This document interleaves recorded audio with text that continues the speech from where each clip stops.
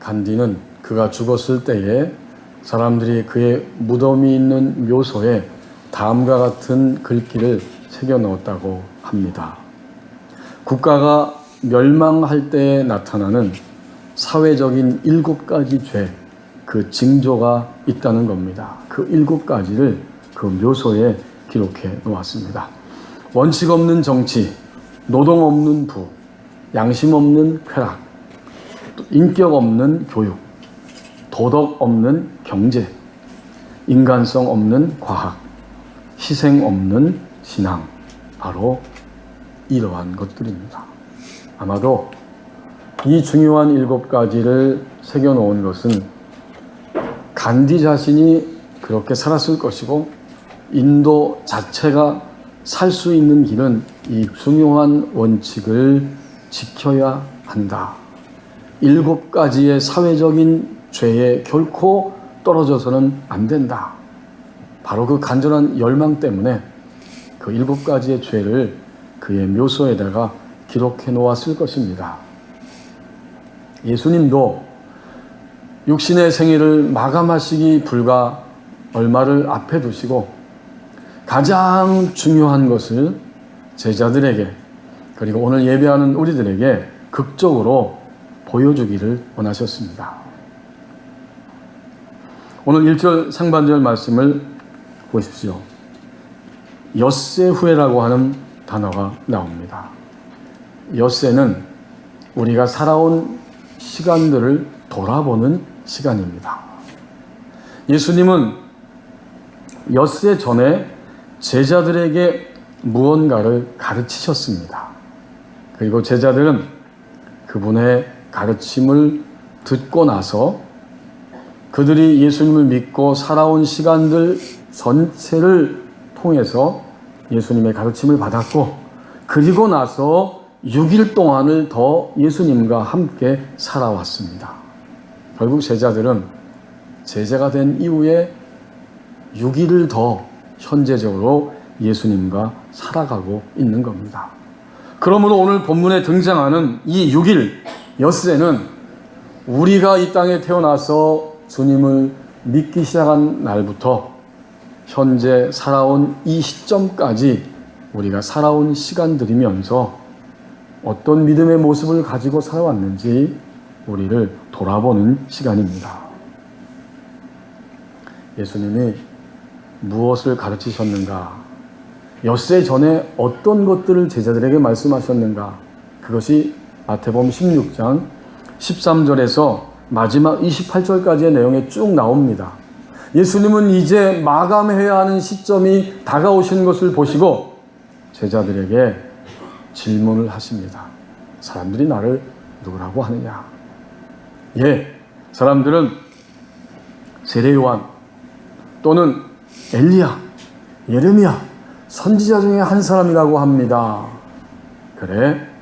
그렇다면 너희는 나를 누구라고 하느냐? 이게 제일 중요하니까.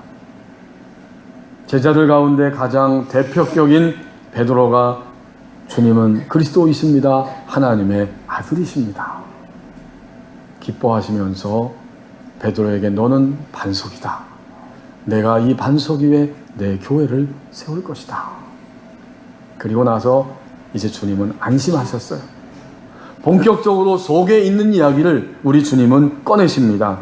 그래서 마태복음 16장 21절에 보면 이때로부터 예수께서 자기가 예루살렘에 올라가셔서 장로들과 대제사장들과 서기관들에게 고난을 받을 것이다, 죽을 것이다, 3일 만에 살아날 것이다 라고 비로소 안심하시고 비로소 제자들에게 말씀을 꺼내셨어요. 하지만 우리가 알고 있는 것처럼 베드로가 벌떡 일어나서 주님을 야단치며 항의합니다. 주님, 그럴 수 없습니다. 그렇게 하시면 안 됩니다.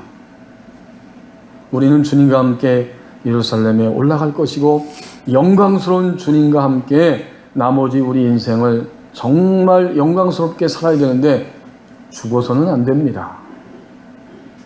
베드로의 이 말을 들으신 주님은 사탄아, 내 뒤로 물러가라. 너는 하나님의 일을 생각하지 아니하고 사람의 일을 생각하고 있구나. 누구든지 나를 따라오려거든 자기를 부인하고 그리고서야 십자가를 지고 나를 따를 수 있다. 이게 예수님의 가르침입니다. 그리고 마지막 부분에서 너희들 가운데 죽기 전에 인자가 예수님이 왕권을 가지고 오는 것을 너희의 인생에서 볼 사람들도 있을 것이다. 이렇게 말씀하시고 6일이 지났다는 거예요. 이 6일은 바로 이 여섯째 날은 무엇을 의미합니까?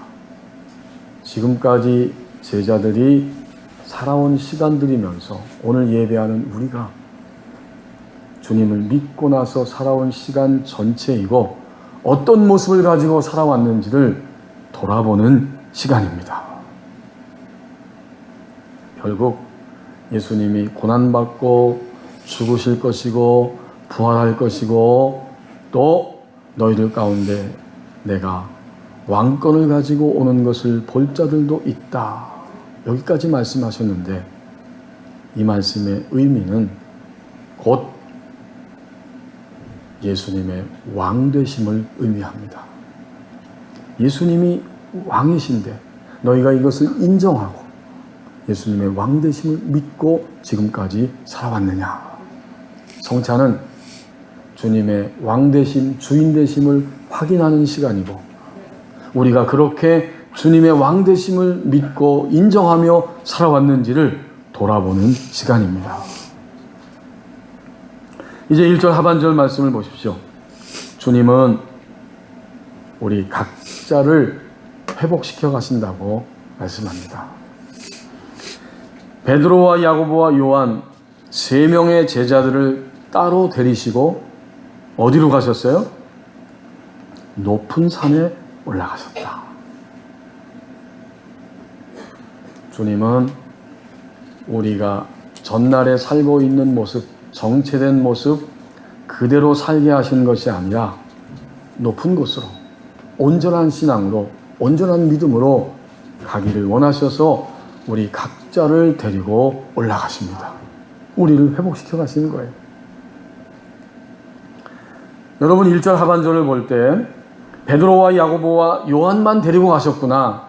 우리 주님이 사람을 편애하시는 것이 아니냐. 이렇게 생각할 수도 있습니다. 하지만 이것은 편애나 차별이 아니고 주님의 말씀을 들으면서 반응을 보일 때 반응을 보이는 만큼 그를 데리고 더 높은 산으로 더 온전한 신앙의 세계로 끌고 올라가신다는 의미입니다. 우리를 그토록 끌고 올라가길 원하시지만 우리가 주님께 반응을 보일 때에만 주님은 우리를 데리고 올라가십니다. 이 3명의 제자들은 그들이 반응을 보이고 그들에게 맞는 환경과 여건 속에서 주님이 훈련시켜 주시는 거예요. 우리도 오늘 다 각자 우리를 둘러싸고 있는 모든 삶의 여정 속에서 가장 알맞은 환경을 가지고 주님은 우리를 회복시켜 가십니다. 회복의 의미는 결국 본래 우리를 창조하신 인간의 모습, 그리고 예수님을 통해서 완전히 회복되는 인간의 모습, 그게 바로 회복의 의미예요. 우리는 1년 365일 2019년 1월부터 오늘까지 우리에게 가장 알맞는 일과 사건을 통해서 주님은 우리를 회복시켜 가시고 계신 것입니다. 단 반응을 보일 때 반응을 보이는 만큼 우리를 끌고 가시는 거예요. 우리는 내가 알고 있는 그러한 나의 모습도 있지만 내가 전혀 알지 못하는 모습도 있어요. 하지만 주님은 너무나 정확하게 우리를 알고 계십니다. 내가 어두운 부분도 알고 내가 고약한 부분도 알고 내가 어리석은 부분도 알고 계십니다. 끊임없이 우리를 포기하지 아니하시고 우리를 회복의 길로 높은 산으로 계속 데리고 올라가시는 거예요. 여러분이 복음서에 보면 보리떡 5개, 물고기 2마리를 가지고 5,000명을 먹이신 사건이 마태, 마가, 누가, 요한복음에 다 등장하지요. 근데 요한복음 6장 5절, 6절, 7절에 보면 많은 사람들이 예수님께 몰려왔을 때 예수님은 그 가운데 한 제자에게 접근해서 말씀하셨어요. 빌립을 향해서 말씀합니다. 빌립아, 이렇게 사람들이 많은데 우리가 이 사람들을 어떻게 먹을 것을 사서 먹일 수 있겠느냐. 주님은 모든 것을 다 아셨고 요한복음 6장 6절에 보면 이는 빌립을 시험코자 하심이라. 그렇군요. 오병이어의 기적 사건 속에서는 주님이 빌립을 회복시키고자 빌립을 특별히 지명해서 이런 질문을 던지신 거예요. 빌립은 놀라운 표정을 지으며 대답했을 것입니다. 이렇게, 주님, 우리가 사람들에게 떡을 조금씩 나눠줄지라도 200데나리온이나 부족합니다. 바꿔 말하면 이 많은 사람들을 볼 때 떡 조금만 준다고 해도 200데나리온 이상의 돈이 들어갈 것입니다. 아주 재빠르게 계산을 해냈습니다. 그러니까 주님이 보실 때 빌립의 속에는 이렇게 사람이 많은데 이들을 어떻게 할 것인가? 아니, 주님이 이들을 사다가 먹이자고 말씀하시는데 이게 가능한 일이냐? 이것은 불가능하다. 어떡하지? 큰일 났다. 여러 가지 생각이 막 겹쳤을 것입니다. 차라리 이 사람들 다 집으로 돌아가서 각자 알아서 먹으라고 내보내는 것이 어떤가? 주님은 그게 아니셨어요. 이들이 돌아가다가 이미 먹지 못한 지 사흘이나 됐는데 돌아가다가 기진맥진해서 쓰러질 것까지도 아셨어요. 다 알고 계시면서 빌립에게 그 질문을 던지신 겁니다. 오늘도 주님은 우리에게 가장 알맞은 사람과 일들을 통해서 믿음의 길이 무엇인지를 알게 하시고 점점 하나님의 사람으로 우리를 회복시켜 가십니다. 다 각자를 알맞게 회복시켜 가는 거예요. 우리는 너무나 자주 사람들 때문에 절망하고 우리는 너무나 자주 사람들 때문에 자만합니다. 이것은 너무나 부질없는 짓들이에요. 우리 속도 그런 부질없는 것에 시달리지 않아야 됩니다. 오늘부터 우리는 이 1절 하반절의 말씀을 다시 한번 붙잡으면서 나를 회복시켜 가시는 그 주님께 초점을 두고 그 주님만을 향해 다시 시작할 수 있어야 됩니다. 베드로와 야고보와 요한을 따로 데리고 가셨어요. 오늘 분명히 따로 높은 산에 올라가셨다. 또 빌립은 빌립대로 오병이어의 사건에서 그에게 다가오셔서 말씀해 주셨어요. 그러면 오늘은 나에게 가장 맞는 교육 방법으로 다가오십니다. 이제 우리는 그것을 분명히 인식하면서 주님께 새로운 믿음의 반응을 가지고 나가야 할 것입니다. 제가 회복되길 원합니다. 주님 말씀대로 회복되겠습니다. 라고 반응을 보일 때 주님은 우리의 손을 붙잡고 높은 산으로, 이 높은 산은 높은 산이지만 동시에 온전한 믿음의 세계를 의미하잖아요. 금방 깨달을 수 있어요. 그 믿음의 세계로 우리를 데리고 올라가십니다. 우울증을 오랫동안 앓고 있는 일산의 그 여집사님이 학교에 갔다가 힘들게 학교를 갔는데 그 어떤 선생님이 그 학부모인 집사님을 보면서 공주 같다고 이야기를 했다는 거예요. 마치 공주 같아요. 그런 이야기 들었습니다. 그리고는 속상해가지고 이제 전문 상담가를 만나는 날 그 상담 목사님에게 와서 그 이야기를 털어놓습니다. 며칠 전에 학교에 갔는데 선생님이 나에게 공주 같다고, 공주병을 앓고 있다고 이야기했어요. 그리고 나니까 시어머니가 한 말도 생각이 났습니다. 얘야, 너 남편이 돈 잘 벌어가지고 일도 안 하고 집에서 편히 지내는데 뭐가 그렇게 힘드냐. 너 저 TV 봐라. 지금 저 불쌍한 아이들이 저렇게 TV에 나오고 있는데 저런 아이들에 비하면 너는 얼마나 감사한 거냐. 그랬더니 남편도 똑같은 말을 하더라는 거예요. 그래, 그러니까 우리는 지금 감사하고 살아가야지. 그랬다는 거예요. 그러니까 이 우울증을 앓고 있는 이 여집사님이 마음이 너무나 힘든 겁니다. 그랬더니 상담하는 목사님이 대뜸 그 사람들은 다 남의 사정 알지도 못하고 함부로 재단하는 사람들입니다. 고아가 아니니까 너 얼마나 감사해야 되느냐, 이런 이야기 아닙니까? 또 비싼 옷을 사입지도 않고 있는데 공주라고 이야기하는 거 아닙니까? 다 자기의 입장에서 함부로 자기들이 재단하는 사람들입니다. 이렇게 말씀을 하셨어요. 근데 그 말을 듣는데 이 여집사님이 얼마나 위로가 되는지, 맞아요. 그리고는 눈에서 눈물이 뚝뚝뚝 떨어지더랍니다.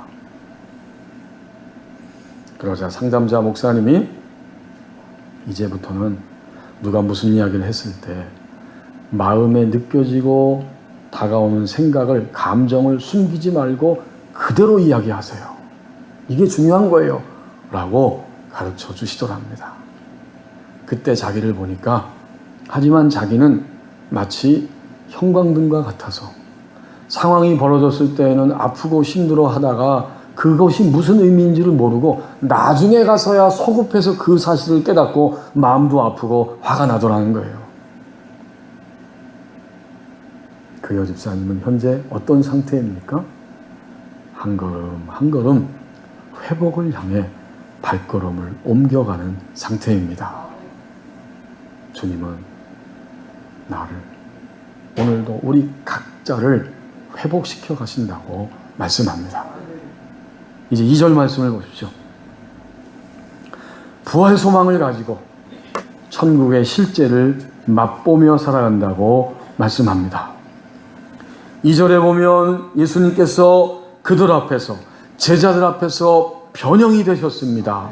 높은 산 꼭대기에 올라가셨는데 주님이 변형되셔서 그 얼굴이 태양빛과 같이 빛나고 있고, 주님의 몸 안에서 뿜어져 나오는 빛은 그 겉옷까지 투과하여서 옷 전체가 다 하얗게 되었다. 옷이 빛과 같이 휘어졌더라.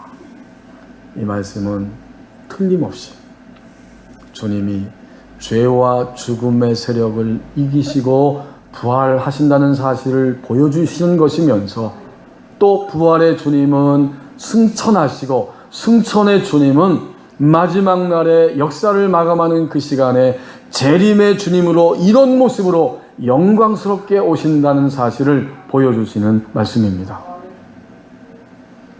제자들은 눈앞에서 천국의 실제를 그날 보고 있는 거예요. 제자들은 높은 산에 예수님과 올라갔다가 천국의 실제가 지금 여기서 일어나고 있다는 것을 그날 생생하게 발견한 것입니다. 눈앞에서 보고 있는 거예요. 예수님이 엿새 전에 제자들 전체를 놓고 말씀해 주셨어요. 내가 고난받을 것이고 죽임당할 것이고 부활할 것이다. 하지만 부활만 말한 것이 아니죠. 주님은 마태복음 16장 마지막 절에서 진실로 너희에게 이르노니 여기 서 있는 사람 중에 죽기 전에 인자가 그 왕권을 가지고 오는 것을 볼 자들도 있느니라. 이것은 재림의 주님입니다. 제자들은 이 말씀을 결코 다 그 시간에 이해할 수는 없었어요. 우리가 죽기 전에 예수님이 그럼 바로 오신단 말이냐, 그렇게 의문을 가질 수도 있고, 사실은 주님이 죽으신다는 것만 머리에 들어갔지 부활하신다는 말씀 하셨음에도 불구하고 그것조차도 그들의 심장에는 들어가지를 않았어요. 그럼에도 불구하고 예수님은 예수님의 현재적 하나님 나라의 현실을 일순간에 변화산에서, 꼭대기에서 한 번에 다 보여주신 거예요. 주님의 이 변형된 모습은 죽으심과 부활하심과 승천하심과 재림에 오셔서 왕권을 회복하시고 온전히 모든 것들을 새롭게 하는 하나님 나라의 완성을 한 장면에 담아서 다 보여주신 거예요. 제자들은 그걸 다 깨닫지는 못했어요. 이제 우리를 돌아봅니다. 성찬은 주님의 고난받으심, 죽으심, 그리고 부활하심과 영광스럽게 승천하심, 그리고 마침내 재림에 오실 주님의 모습을 우리에게 확인시켜 주는 사건입니다. 여러분, 우리는 성찬을 통해서 도대체 뭘 확인하고 있는 것입니까? 이 성찬을 통해 주님의 살과 피를 나눌 때, 주님은 죽으셨어. 주님은 부활하셨어. 할렐루야, 주님은 승천하시고 이제는 우리를 만나기 위해서 역사를 완성하시고 하나님 나라의 완성을 위해서 우리에게 다시 오실 거야. 이것을 확인하는 자리가 성찬의 자리입니다. 그렇다면 우리는 하루하루의 날들을 살아가면서 이 네 가지 주님의 사건을 동시적으로 경험하고 맛보는 거예요. 거기에 바로 현재적 하나님 나라가 이미 있습니다. 우리의 몸은 약해집니다. 눈도 어두워지고 흰머리가 생기고 피부도 점점 아름다운 피부가 빛을 잃어가면서 그렇게 죽음을 향해 가고 있지만, 우리가 죽음 이후에 다시 새 몸을 받아서 영광스럽게 주님과 왕노릇할 거라고 하는 이 영원한 소망은 지금 현재 있는 우리의 육신의 연약함보다 훨씬 더 큽니다. 이것을 바꿔 말하면 하나님의 나라는 지금 여기에서 실제하고 있습니다. 우리는 부활 소망을 가지고 지금 여기에 임하고 있는 현재적 하나님 나라 속에 살아가고 있습니다. 그러면 어떻게 현재적 하나님 나라를 하루 동안에 살아갈 수 있을까요? 주님의 사건을 나의 사건으로 매일매일 경험하고 받아들입니다. 주의 말씀과 반대되는 내 생각과 성향과 육신이, 그리고 도전들이 툭툭툭 터져 나올 때, 주님 죽으셨을 때 나도 죽었습니다. 주님이 부활하신 것을 우리는 분명히 확신하고 있기 때문에 아무리 상황이 어려울지라도 힘들지라도 주님이 부활하셨을 때 나도 새 생명으로 부활했습니다. 그것을 고백합니다. 또 우리 주님은 영광스러운 보좌에 앉아 계십니다. 우리의 영적 신분도 이미 하늘 보좌에 있습니다. 나는 하늘 보좌에 있는 존재입니다. 그리고 주님은 재림의 주님으로, 완성의 주님으로 오실 것입니다. 우리는 잠시 후에 이 주님을 만납니다. 이 네 가지의 고백과 확신이 우리 안에서 매일매일 하루 동안에 선포되고 일마다, 사건마다, 시간마다 깨닫고 고백될 때, 그것이 바로 현재적 하나님 나라의 삶입니다. 부활 소망을 가지고 현재적 하나님 나라를 향해 우리는 하루하루 살아갑니다. 30대 중반의 집사님이, 결혼한 여집사님이 자기 친구가 30초짜리 동영상을 SNS에 올려서 보내줬는데, 그것을 매일 밤 한동안 보면서 위로를 받고 기뻐했다는 이야기를 합니다.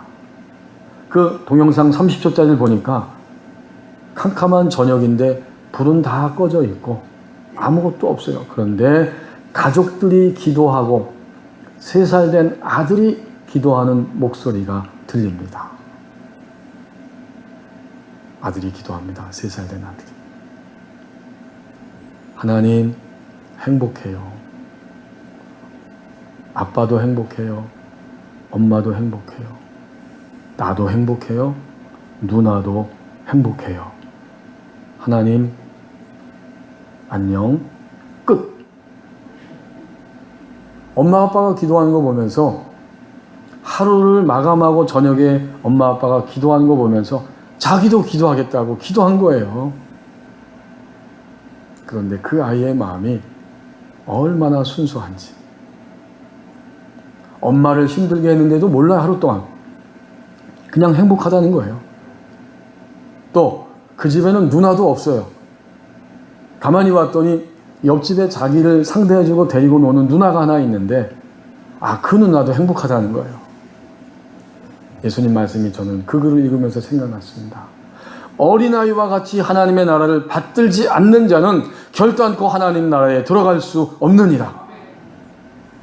아이는요, 엄마 아빠만 있으면 그냥 행복한 거예요. 두렵지 않은 거예요. 그것이 어린아이의 단순성이고 또 순수함이잖아요. 현재적 하나님 나라를 적어도 그 3살짜리 아이는 지금 살고 있는 거예요. 그 아이가 그 하나님 안녕하고 끝 했을 때 부모들이 웃으면서 아멘 하는 그 동영상이 그 친구를 통해서 전달된 거죠. 우리는 행복합니까? 정말 나는 예수님 믿고 점점 행복하다고 고백하고 있습니까? 그렇다면 우리는 현재적 하나님 나라를 살아가고 있는 사람입니다. 성도 여러분, 지난 봄 우리는 성찬식에 함께 참여했고 성찬의 초대에 응답하였습니다.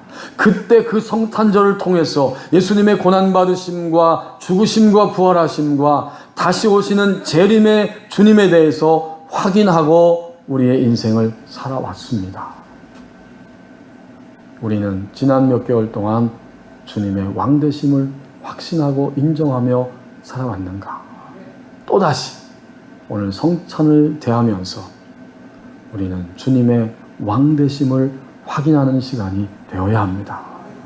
우리는 성찬과 성찬을 사랑하는 그리스도인들입니다.